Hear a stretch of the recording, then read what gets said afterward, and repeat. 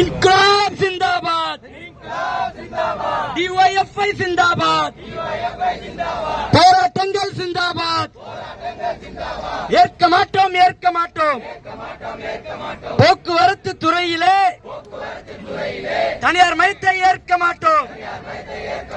வேலை வாய்ப்பிலே out sourcing முறையினை ஏற்க மாட்டோம், ஏற்க மாட்டோம். கைவிடு, கைவிடு, தமிழக அரசே கைவிடு. போக்குவரத்து துறையினை தனியாரிடம் ஒப்படைக்கும் அராஜக முடிவினை உடனடியாக கைவிடு, உடனடியாக கைவிடு. தமிழக அரசு, தமிழக அரசு,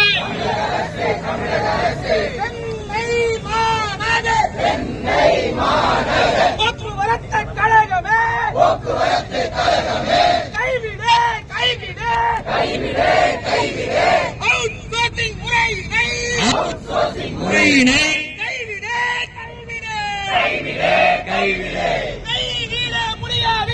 கைவிட முடியாவிட்டால் அதிகாரங்கள் தோல் தோல், அத்துமீறல்கள் தோல் தோல். தமிழக அரசு, தமிழக அரசு, சமூக நீதி பேசும் அரசு, நீதி பேசும் அரசு.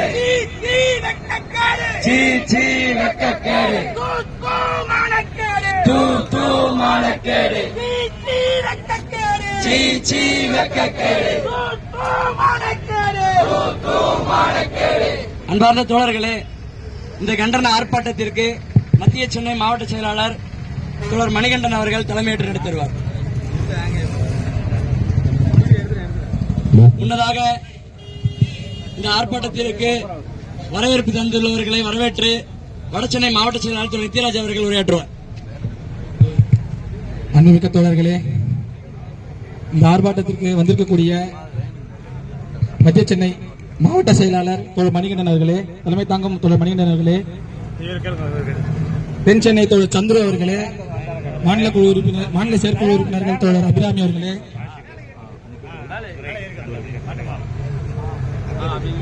அபிராமி அவர்களுக்கும் நம்முடைய மாநில தலைவர் தோழர் கார்த்திஸ் அவர்களுக்கும் மற்றும் வந்திருக்கக்கூடிய சென்னை மாவட்டம் முழுவதும் வந்திருக்கக்கூடிய டிஒய்எஃப்ஐ தோழர்களுக்கும் வாழ்த்துக்களையும் வரவேற்புகளை தெரிவித்துக் கொள்கிறேன்.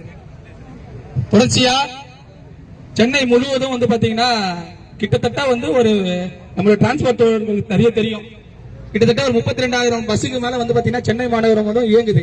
இன்னமும் சென்னைன்னு சொல்லக்கூடிய சென்னை புறநகர் உட்பட்ட சென்னையை விரிவடைந்திருக்கூடிய சென்னையில பல இடங்கள்ல இன்னும் அத்தியாவசியமா இருக்கக்கூடிய பேருந்துகளை இன்னும் இயக்கப்படாத சூழல்ல நம்முடைய மாநில அரசு கிட்டத்தட்ட 600 பேருந்துகளை தனியாருக்கு இப்போது அவுட் சோர்சிங் கூட பண்றாங்க.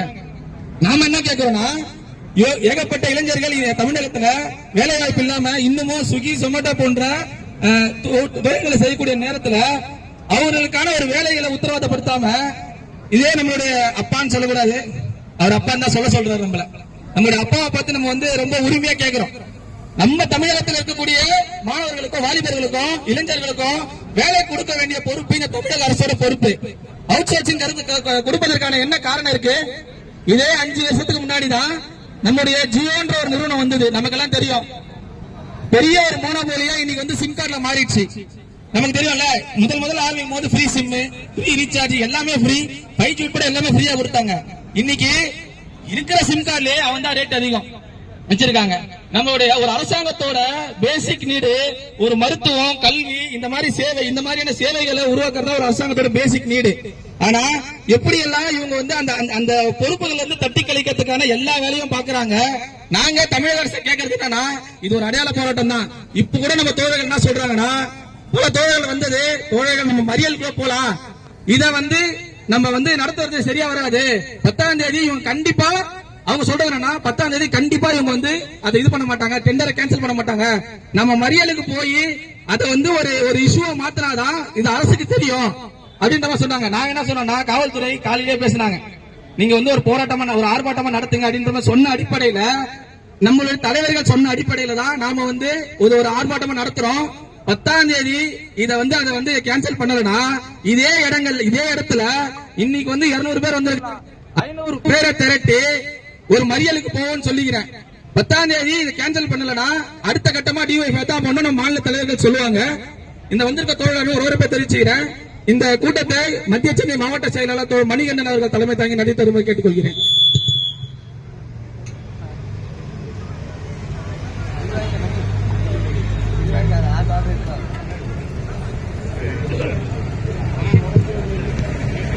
அன்பான தோழர்களே,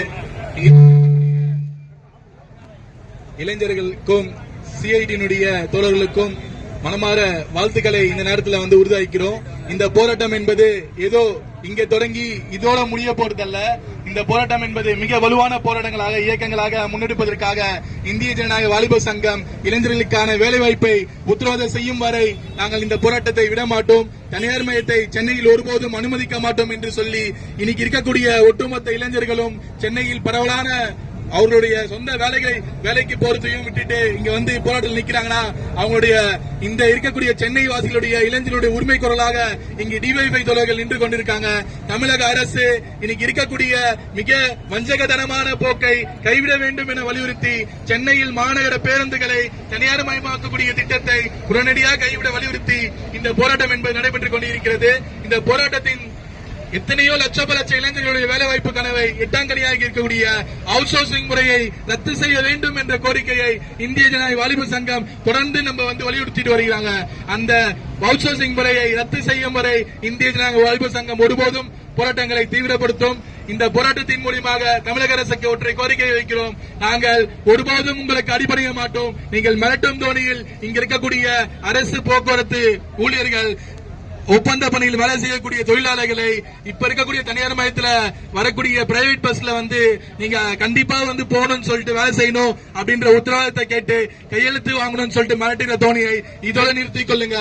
நாங்க டிஒய்எஃப்ஐ தோழர்கள் அவர்களுடன் தோளோடு தோல் இருப்போம் என்பதை இந்த நேரத்தில் உங்களோட சொல்லிக்கிறோம். நீங்க கட்டாயப்படுத்துகிற மிரட்டுகிற ஒவ்வொரு விஷயமும் மிகப்பெரிய போராட்டத்தை சென்னை மாநகரத்திலே தலைநகரத்திலே விடுக்கும் என்பதை இந்த நேரத்தில் சொல்ல விரும்புகிறோம். இந்த போராட்டம் என்பது மிக வலுவான விடியல் அரசு சொல்லக்கூடிய திமுக அரசாங்கம் இன்னைக்கு விடியல் பயணத்தை எதன் மூலம் தனியார்கிட்ட கொடுக்க போறீங்க?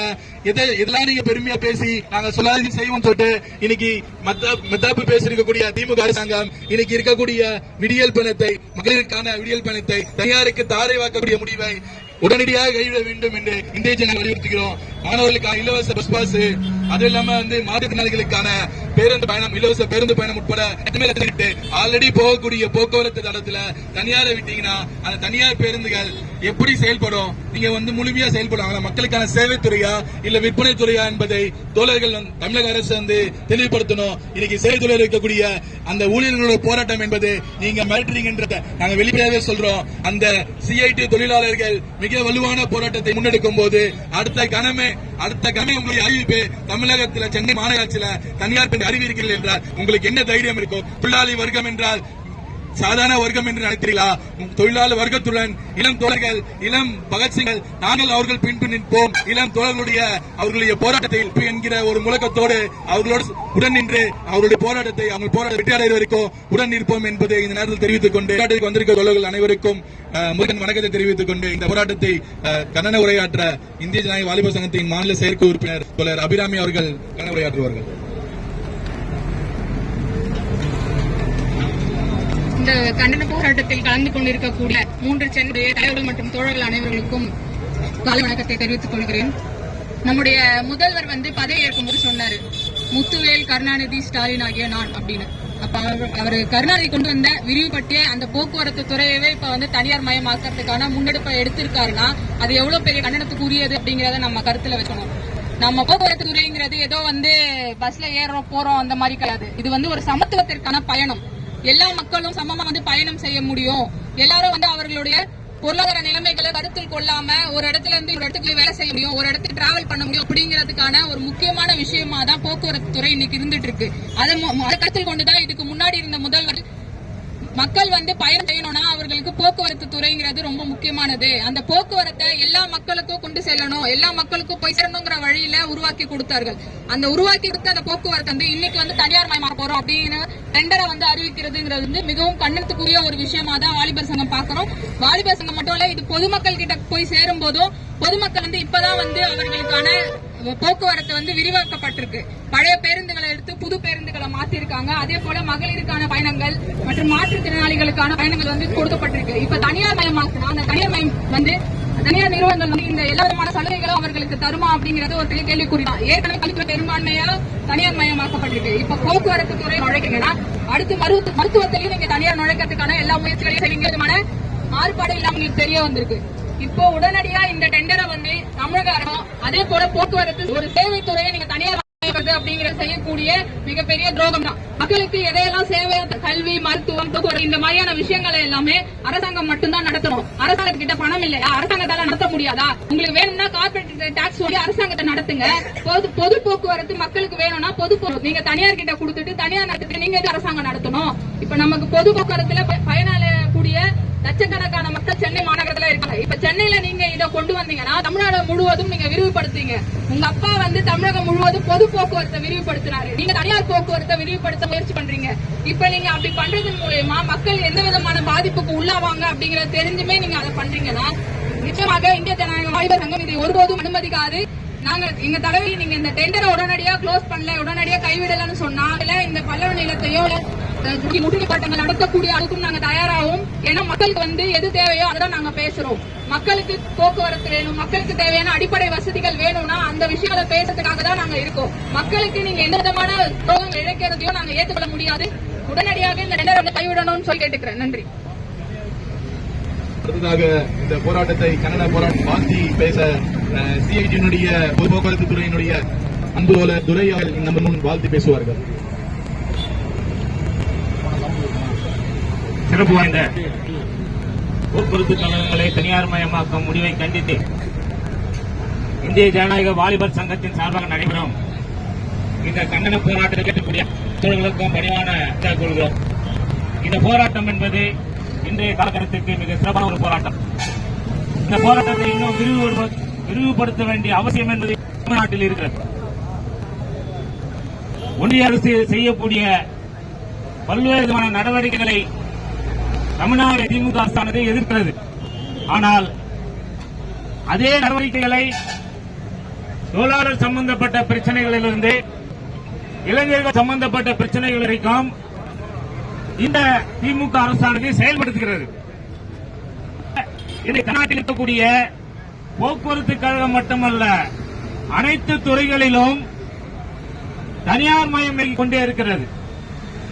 போக்குவரத்து கழகத்தில் இப்ப துவங்கி இருக்கு. ஏற்கனவே அரசு அலுவலகங்கள் உட்பட ஆட்கள் நியமனம் என்பது கிடையாது. மின்சார வாரியத்தில் ஆட்கள் நியமனம் என்பது கிடையாது. ஏன் காவல்துறையில கூட அலுவலக பணிக்கு முறையாக நிரந்தரமான ஆட்கள் என்பது பயன்படாமல் அங்கேயும் அவுட் சோர்சிங் என்பது இருக்கு. இந்த மாதிரி தமிழ்நாடு அரசின் கீழ் செயல்படக்கூடிய பல்வேறு துறைகளில் இன்னைக்கு அரசாங்கம் நிரந்தரமான பணிகளுக்கு நிரந்தரமான ஆட்களை நியமனம் செய்யாமல் அவுட் சோர்சிங் என்ற அடிப்படையிலையும் சிஎல் என்ற அடிப்படையிலையும் இன்னைக்கு ஆட்களை நியமனம் செய்து குறைந்த கூலிக்கு நிரந்தர வேலையை வாங்கிக் கொடுக்கக்கூடிய இந்த திராவிட மாடல் அரசானது பொது போக்குவரத்திலும் இன்றைக்கு நுழைந்திருக்கிறது. குறிப்பாக பொதுத்துறையாக செயல்படக்கூடிய போக்குவரத்து கழகங்களில் இன்றைக்கு இந்த தனியார் மயத்தை முடிக்கக்கூடிய மிக மோசமான நடவடிக்கை என்பதை நாம் இந்த நேரத்தில் பதிவு செய்ய வேண்டிய அவசியம் என்பதற்கு சென்னையை பொறுத்த வரைக்கும் 1000க்கும் மேற்பட்ட பேருந்துகளை இயக்க வேண்டும் என ஒரு ஆய்வு சொல்றாங்க. ஆனா இன்னைக்கு ஓடுறது 3000 பேருந்து தான் ஓடுது. 6000 பேருந்துகளை இயக்குவதற்கு உண்டான ஏற்பாட்டில் எங்களுடைய மக்களுடைய தொகை என்பது அந்த அளவுக்கு இருக்கு. ஆனால் அரசாங்கம் 6000 பேருந்துகளை இயக்கால் இங்கே லட்சக்கணக்கான தொழிலாளிகளுக்கு இளைஞர்களுக்கு வேலை வாய்ப்பு என்பது கிடைக்கும். குறிப்பா படித்துவிட்டு வேலை இல்லாமல் இருக்கக்கூடிய லட்சக்கணக்கான இளைஞர்கள் இன்னைக்கு பதிவு செய்துவிட்டு ஏதேதோ வேலை செஞ்சு இருக்காங்க. வேற வழி கிடையாது. குடும்பத்தை நடத்தணும், சாப்பிடணும், குழந்தை குட்டிகளை படிக்க வைக்கணும். அரசாங்கம் நான் இதை செய்யறேன் அதை செய்யறேன்னு சொல்லக்கூடிய இந்த முதல்வர் இளைஞர்களுக்கு எந்த விதமான வேலை வாய்ப்பும் உருவாக்கி கொடுக்கிற ஏற்பாட்டுல இல்ல. இப்ப கூட வந்து என்ன சொல்றாரு, நான் தேர்தல் அறிக்கையில் கொடுத்த சதமான வாக்குறுதிகள் நிறைவேற்றிவிட்டேன்னு சொல்றாரு. ஆனால் 90% வாக்குறுதிகள் யார் கார்பரேட் முதலாளிகளுக்கு சாதகமான நிறைவேற்றிருப்பாரு. ஏதோ ஒரு குறிப்பிட்ட சில வாக்குறுதிகள் உழைப்பாளி மக்களுக்காக வந்திருக்கும். ஆனால் 10% வாக்குறுதிகள் இருக்கு பாத்தீங்களா, அதுதான் தொழிலாளி வர்க்கம் சார்ந்த வாக்குறுதிகள், இளைஞர்கள் நலன் சார்ந்த வாக்குறுதிகள்.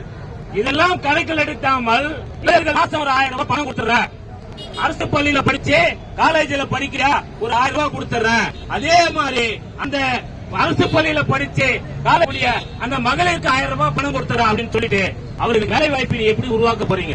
இந்த துறையில இன்னைக்கு 35,000 வேலை வாய்ப்பு என்பது காலியா இருக்கு. போக்குவரத்தை பொறுத்த வரைக்கும் 35,000 வேலை வாய்ப்பு காலியா இருக்கு.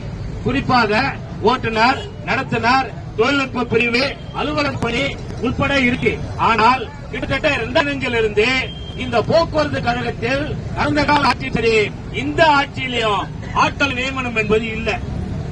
ஆட்களை நியமனம் செய்யாமல் இந்த போக்குவரத்து கழகத்தில் ஓட்டுநர் நியமனம் செய்யும் ஒரு அவல நிலை என்பது இன்னைக்கு உருவாகி இருக்கு. இந்த அவுட் சோர்சிங்ல நியமனம் செய்யக்கூடாதுன்னு சிஐடி சார்புல நீதிமன்றத்தில் வழக்கு போடுறோம். ஒரு நீதிபதி அவர்கள் மிக சிறப்பான தீர்ப்பு கொடுக்கிறார். இடைக்கால தீர்ப்பு என்ன சொல்றாரு? பொது போக்குவரத்து ஒரு முக்கியத்துவம் வாய்ந்தது. பொதுத்துறை என்பது நிரந்தர தன்மை வேலைவாய்ப்பு அளிக்கக்கூடிய ஒரு துறை.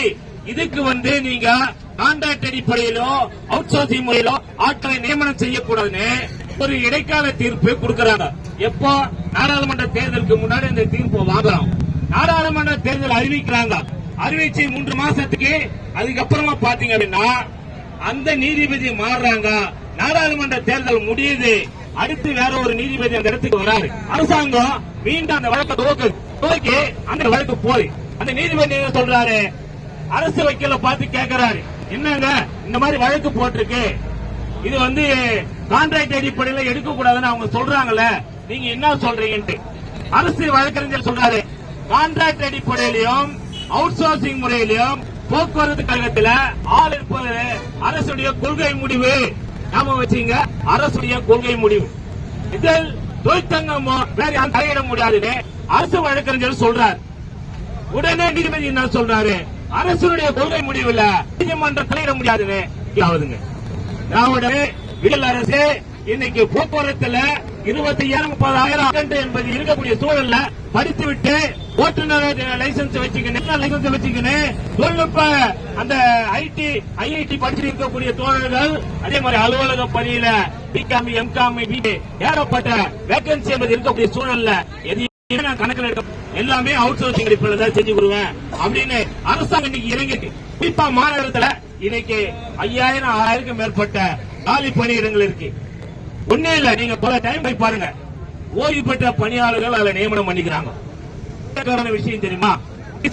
30 வருஷம் வேலை செஞ்சுட்டு என்ன கொடுமை அப்படின்னா, 30 வருஷம் வேலை செஞ்சுட்டு போன அந்த தொழிலாளிக்கு 20 மாசமாக இது வரைக்கும் பணம் கொடுக்கல. பணம் கொடுக்கல. எந்த துறையிலும் இல்லாத ஒரு மோசமான நிலைமை போக்குவரத்துல இன்னைக்கு இருக்கு. அதனால அந்த தொழிலாளி என்ன பண்றாரு? என் குடும்பத்தை நடத்தணும், எனக்கு பென்ஷன் பத்தல, வருமானம் இல்ல, நான் கூப்பிடுறாங்க போறேன், 600 ரூபாய் சம்பளத்துக்கு ஓய்வு பெற்றவர்கள் இன்னைக்கு டைம் ஆபீஸ் உட்காந்து வேலை பார்த்துங்கிறாங்க. அந்த இடத்துல முறையாக கொடுத்து சிஐங்களுக்கு பட்டா சிஐங்களுக்கு நடத்துனர்கள் பதவி கொடுக்க சொல்லலாம், நடத்துனர் காலி பணியிடம் உருவாக சொல்லலாம். நடத்துனர் காலி பணியிடத்துக்கு ஏற்கனவே படிச்சுட்டு இருக்கக்கூடிய தோழர்களை அங்க வேலையை அமர்த்தலாம். இதெல்லாம் இன்னைக்கு அரசாங்கம் செய்யாம இரட்டை காலத்தின் அடிப்படையில் போக்குவரத்து கழகத்தை சீரழிக்கக்கூடிய அடிப்படையில் இந்த அரசு இயங்கி இருக்கிறது. மேலும் இன்றைக்கு சென்னையை சுற்றி தனியார் மினி பஸ் இயக்கத்துக்கு இந்த அரசாங்கம் ஏற்பாடு செய்து கொண்டிருக்கிறது. தனியார் மினி பஸ் இயக்கம் சென்னையை சுற்றி ஏற்கனவே சார்புல தனியார் மினி பஸ் என்பது இயக்கப்படுகிறது. அது போதாது, இன்னைக்கு தனியார்கிட்ட மினி பஸ் கொடுக்க போறோம் என இந்த திராவிட மாநில அரசு அதற்குண்டான வேலைகளை செய்து கொண்டிருக்கு. அதையும் நாம் கடுமையாக இருக்க வேண்டிய அவசியம் என்பதற்கு. ஆகையால் தோழர்களே, இந்திய ஜனநாயக வாலிப சங்கம் மட்டுமல்ல, இன்னும் இருக்கக்கூடிய பல்வேறு திரைகளில் இருக்கக்கூடிய பல்வேறு அமைப்புகள் இருக்கக்கூடிய இளைஞர்களையும் ஒருங்கிணைத்து இந்த அரசுடைய நடவடிக்கைகளை கண்டிக்கக்கூடிய வகையில் அரசு துறைகளில் இளைஞர்களுக்கு மிகப்பெரிய வேலை வாய்ப்பு இருக்கிறது. அந்த வேலை வாய்ப்பை முறையாக பணிக்கு தகுந்தார் போல், கல்விக்கு தகுந்தார் போல் வேலையை உருவாக்கி கொடுக்க வேண்டும் என இந்த போராட்டத்தை மாநிலம் உருவாக்க வேண்டிய அவசியம் என்பது இந்திய ஜனநாயக வாலிபர் சங்கத்திற்கு உள்ளது. அந்த இந்திய ஜனம் அந்த போராட்டத்தை மேம்படுத்தும், அதிகப்படுத்தும், போராட்டம் வெற்றி பெற வாழ்த்துகிறோம். நன்றி, வணக்கம்.